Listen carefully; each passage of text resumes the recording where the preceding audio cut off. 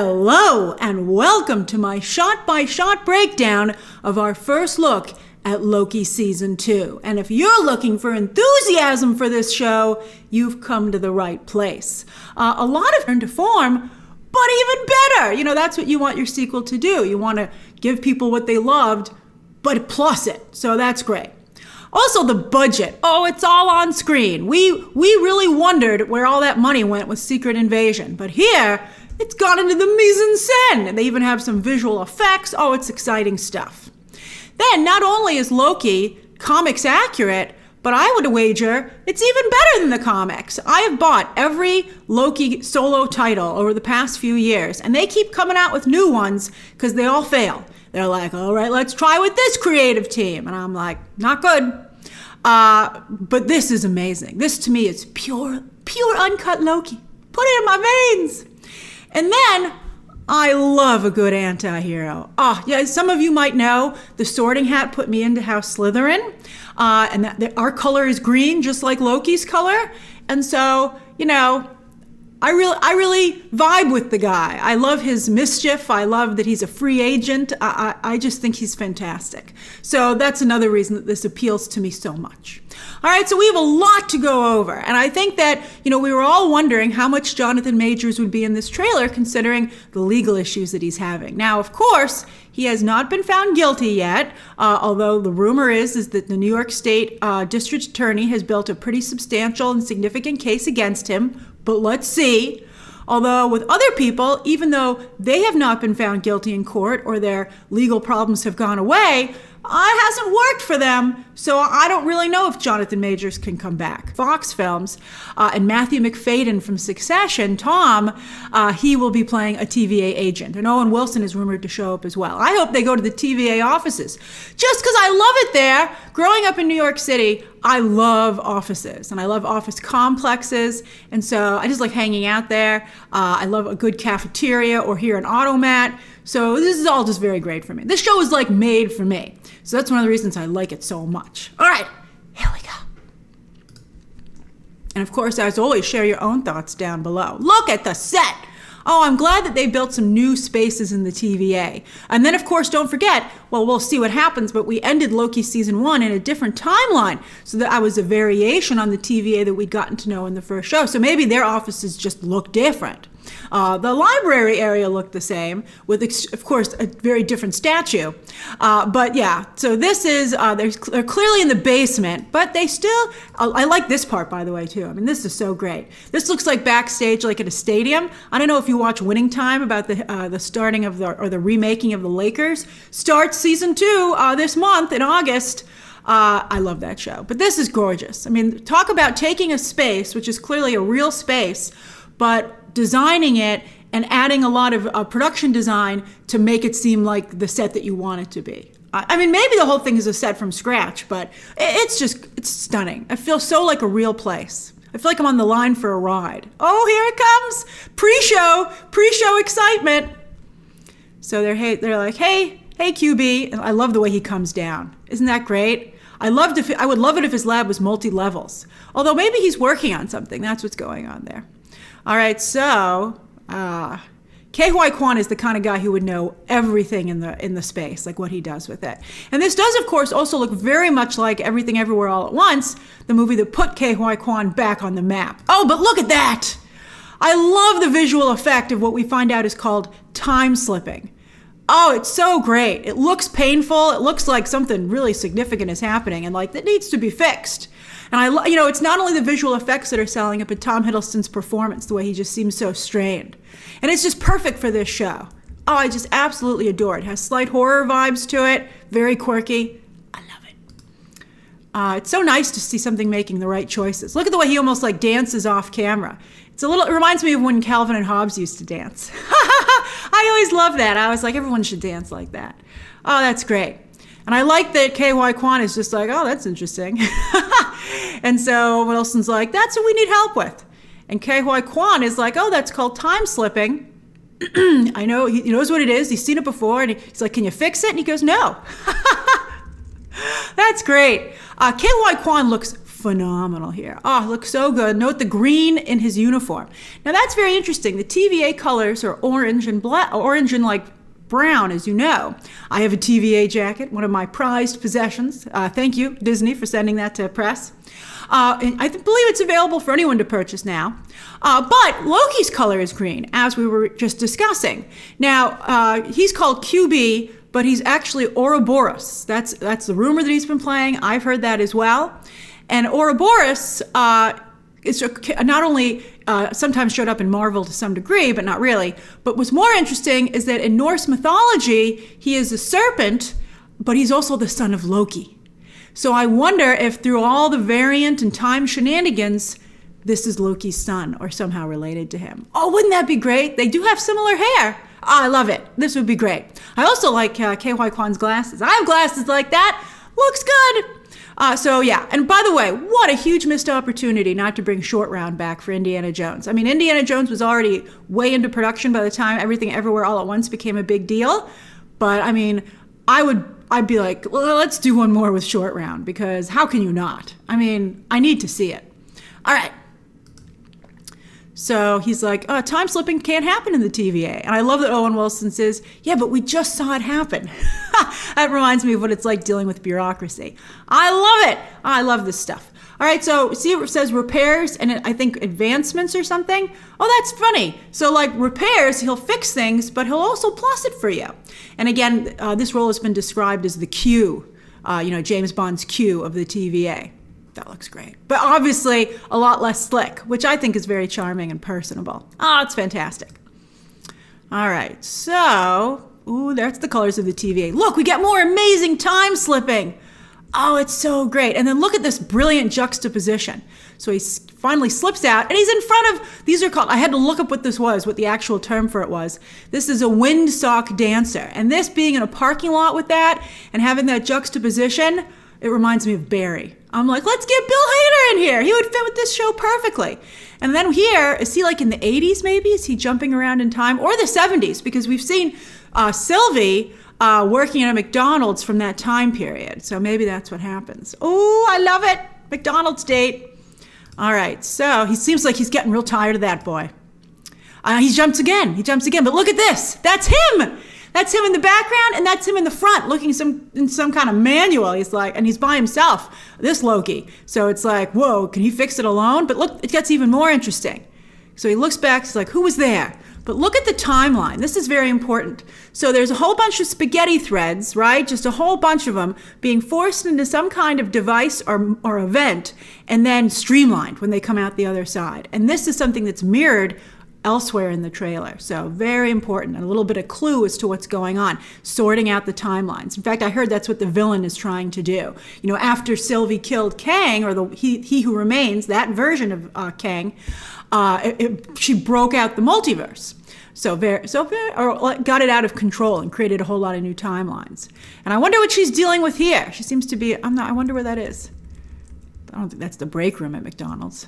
But boy, there's something crazy talking about squigglies. It looks a little bit like the time slipping effect too. I wonder what's, and you can see on the right there's also strands there. And you'll see that theme a little bit later. That's a crazy mullet, Sylvie. She really seems to be discouraging a romance with Loki. She's like, I know, I'll give myself a mullet. And he's like, I don't care. It looks great on you, baby. All right, so look, he's pruning this wall, which of course has the lie of the timekeepers. And when he gets rid of it, it reveals, maybe this is the new TVA, so he's giving him a shortcut. It reveals Kang, the real founder of the TVA. Although in the version that he was in, although there seems to be another face there on the right. I think that's the other Kangs, the Council of Kangs. Ooh, that's interesting. That's very interesting. But, there was a giant Kang statue, so I guess maybe he's in a different space or something. And when at the end of the other one. So look at this elevator. That's a crazy elevator. I wish I could see what that poster said behind them. And look, I don't know why he has to use his foot that seems very unhygienic and not appreciated by the next person in the elevator. All right. So look, they come out. I love that. And they're at the World's Fair, and I looked it up because there have been a couple of World's Fair. I wish we still had World's Fairs. What a wonderful thing for society. And also Disneyland really was built out of their World's Fair endeavors, helped pay for it. and helped create the testing ground for a lot of the attractions. But anyway, this is the 1893 World's Fair in Chicago. So that's why they're dressed the way they are, and it's a real World's Fair that really had that Ferris wheel. Oh, it's so cool.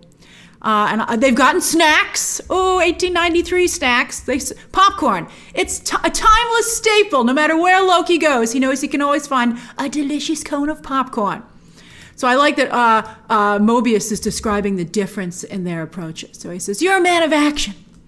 And look, I love that he's using more of his powers. And it's subtle, but it's very effective. And I do love the sparkle. Oh, green sparkle. And look, so he attacks this actor. And we'll go into that a little bit later as to who this actor is. It's from the movie premiere that we see. And it's a Marvel character. And it's a little bit of a Jekyll and Hyde persona. So I think this fight's going to get real interesting. But anyway, as they do the blast, they do a great cut to the blowing Kang out of the presentation, it looks like. So that's a very good cut. I love when they do that. It's a good misdirect. So that's Kang. And then look, it's a green pie, key lime pie, which fits with the theming of Loki. Looks a little chemically, but that's fine. I mean, it's cafeteria food. I mean, I'm sure it's delicious. Although I've given up sugar, so I have to go and look for something else to eat there. But it looks great. It's just a great choice. And Mobius is saying, I'm very deliberate, and I think about it. I have an intellectual approach, which I think is hilarious. And then, speaking of juxtaposition, they then cut to this new line of him just saying, this is really great pie, which is not really stimulating intellectual conversation, but by Jove, maybe it is good pie. So look, it's all pie. It's all pie there. I think that's great. I wonder if it's all key lime pie. And so looks like it is. I wonder why he would select just that one. Some of you said in my trailer reaction, who doesn't love an automat? They used to have these, even until just maybe about 10 years ago in New York City. They're so cool. You put some money in the slot, which unlocks the compartment, and then you can take the food out, and then it's refilled from the other side. And usually you look in all the little windows and you can choose what you want because there's variety. But it's awesome. And hey, Loki's eating pie too. That's great. He's a good sport, Loki. He doesn't seem to be enjoying the conversation, though. I think maybe he wants him to do something that Mobius maybe won't. Maybe that's why he's saying they have different approaches. All right, so look, they're at a movie premiere for something called Zaniac. Now, Zaniac is a very obscure Marvel character sent to Earth by Dormammu, interestingly enough. And while he was first a man called Tom Malvern, who became the Jack the Ripper, comic books like to sometimes mix history, and they're like, you think it was just regular history, but it was actually this comic book character. But later on, it was somebody named Brad Wolfe who filmed at a radioactive site, some kind of independent student film kind of in the comics, and then was possessed by the Zaniac. And so I think that's what's going on here. The star, Brad Wolfe, confirmed by somebody's sign in the crowd later in this trailer, Brad Wolfe is playing the Zaniac, but he actually is the Zaniac. So we'll see how that's a problem. I wish Kingo was in this movie. I loved Kumail Nanjiani. He was my favorite part of Eternals. That and Richard Madden's superpowers, Superman-like superpowers. But I wish that Kingo was in this. And Kumail Nanjiani would fit with this quite well. Although he just guest starred in Obi-Wan. So we don't want to have too much. I think isn't he nominated for that performance or something? All right, for an Emmy. All right, so there's Hunter B-15, still in the field, but now it seems maybe she's been promoted to the level of Owen Wilson's character, right? She no longer seems to be a timekeeper, a TVA hunter. But she looks great. I love this actress. This is Wunmi Musaku. She was actually also in Lovecraft Country with Jonathan Majors. And so good to see that she's still in there. She's still in the mix. I think she's waiting for a really big breakout role.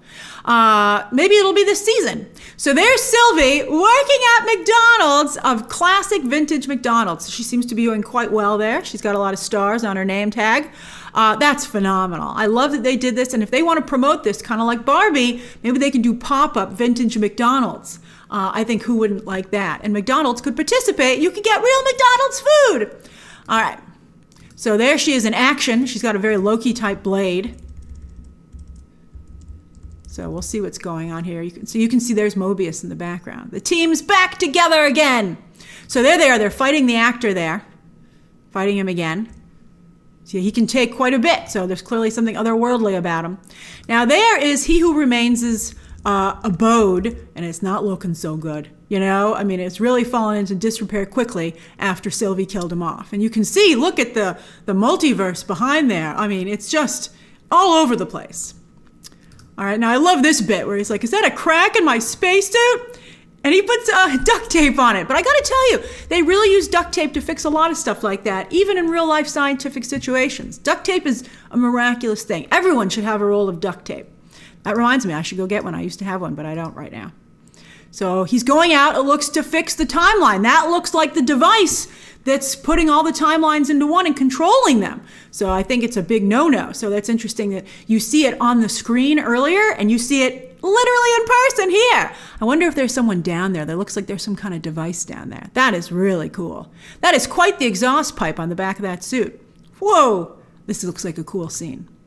All right, so Loki flips some kind of switch here with panache. I love the pop collar. And he takes out, I wonder if that's the guy, the actor. Down he goes. And then here, speaking of going down, there goes the monitor. Not the monitor. And now they're in the automat. And Sylvie says, oh, look, she has like Dr. Fate type symbols on her ear. That's earrings. That's interesting.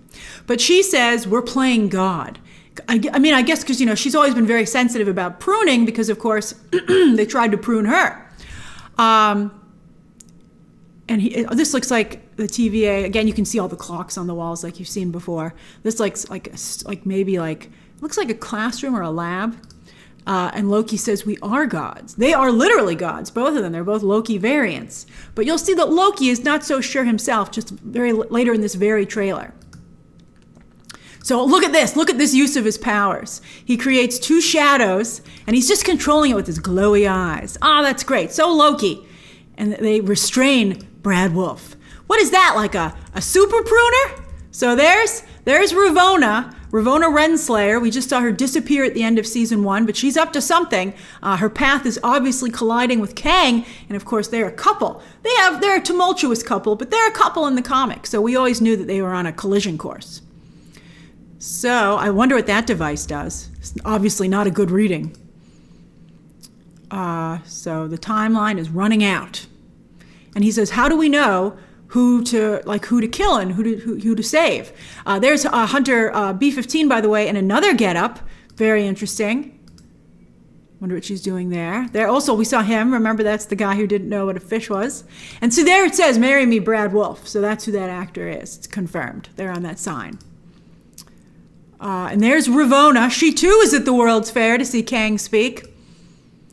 And here we go. Now, I like the fact that Loki is saying, how do we decide? How am I to decide who lives and who dies? And they cut to Kang, who is a villain because he has absolutely no problem making that decision. And everyone's like, whoa, your lack of hesitation and remorse over having to make this decision sets off a lot of alarm bells. And so I think that's great editing. And so there's Kang, and he says, there he is. And what a light show. What a light show. I mean, that is a presentation. I'm impressed. I love that stuff. And then Miss Minutes here is like a ghost Miss Minutes, obviously working for Kang here with his Victor Timely persona and helping, you can see Ravonna's with him, helping Kang and Ravonna. Scaring everybody away. And look, he says, war is coming, and there's a bunch of Kangs. And Kang, remember, explained that to Loki. So maybe this is the beginning with Loki telling them what's going on. Maybe that is the beginning, because it's the same outfit that he was wearing at the end of season 1. And as you can see here, he has his arm is injured. I wonder exactly what's happening here. But there's K.Y. Kwan as well. I'm glad he's got lots to do. It's looking bad. But nice highlight for everybody. Then there's Eugene Cordero again, and some kind of, it's really, everything's falling apart here. And then they cut right to this, thank you for your service. Miss Minutes has fired you. And look at all those threads around the screen here. I wonder who's creating all those threads. You know, they look similar to what Sylvie was seeing in that back room. And there's Ravonna. She looks like she's in the place you go when you get pruned, right? Maybe she's going back to where He Who Remains was. That's interesting. That's very interesting. And then with Mobius, the rumor is that we're going to find out more about Mobius's backstory, you know, how he became a TVA agent, because we know they were all real people before the TVA drafted them. So, and we know a little bit about his backstory, so I'm curious to find that out and to see that. And he says, you're the god of mischief. You got to be able to do something. And look at all these time hunters coming in here. I heard that they are working for one of the villains. They're rogue time agents. This is so cool. What a great building. The set person really outdid themselves. This looks like maybe some kind of museum usually, and there would usually be exhibits in the middle there. Looks like a shipbuilder kind of thing, because it looks like a ship inverted. You know, it's very cool. Looks Norse, which makes sense, because Loki is a Norse god. All right. And there he's taking on some rogue TVA agents, or maybe they're regular TVA agents. Maybe he's the rogue. We'll find out. There he's using his powers. They look great. Green sparkle. Woohoo. And he goes, always have been, always will be when it comes to the god of mischief. And they're like, yeah, you are. And then we go to a little blip here, and he says, I think that was overkill. And he created 2 duplicates of himself. I guess that's maybe where the shadows are coming from on the wall, right? And of course, one of his doppelgangers totally agrees that was the right call, because, you know, he's a Loki. And then we get a lot of really quick stuff happening here. So that, I believe, is KY Kwan, because that matches the green accents on his uniform that we've been seeing. So he's activating some kind of emergency button. Then Loki falling. I love the way this is edited. You just see a lot of really beautiful shots. I appreciate the care that's taken with the cinematography and the framing. I wonder if, I can't quite tell, is that the actor, Brad Wolfe, if they brought him back in some kind of TVA prison? And then here, oh, I love, this is our trio. Again, back together, and they're doubling up on their green sparkly power. And that says Disney Plus. October 6th, that's a Friday, but a lot of times Disney Plus shows will sometimes start on a Friday and then go back to Wednesday. That happened with Obi-Wan, for instance. So we don't know for sure what it's going to be weekly, but it will debut on a Friday. It looks just incredible to me. So how do you feel about it, especially now that we've gone through it in depth? Are you feeling any better? Are you still a little bit too badly burned from the previous Disney Marvel Plus show, Marvel Disney Plus shows? Share those thoughts down below. Subscribe today. And of course, as always, you can check out some more videos right now.